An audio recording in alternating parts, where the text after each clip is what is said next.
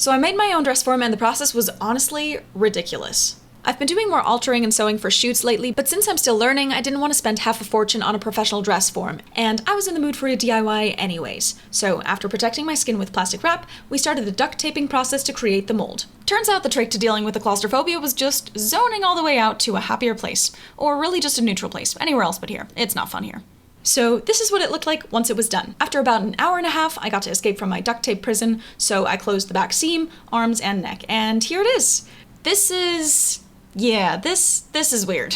Next, we set up the mold in the front yard and filled it with expanding foam, which was super cool to watch. Honestly though, it's a miracle the neighbors didn't call the cops. This setup looked absurdly suspicious. 10 out of 10 would not recommend. The next day, I removed the duct tape and put the dress form in an umbrella stand. I had to smooth out some areas that cured weird, and I also filled some accidental gaps with more foam, which was fun and bubbly. At some point, I named the dress form Helen, because I also don't know what the hell I'm doing.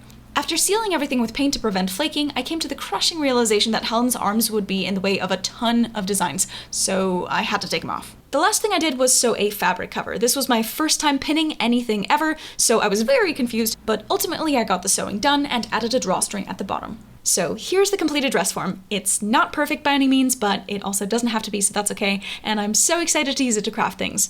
Lastly, I want to say a huge thank you to my family for tackling this project with me.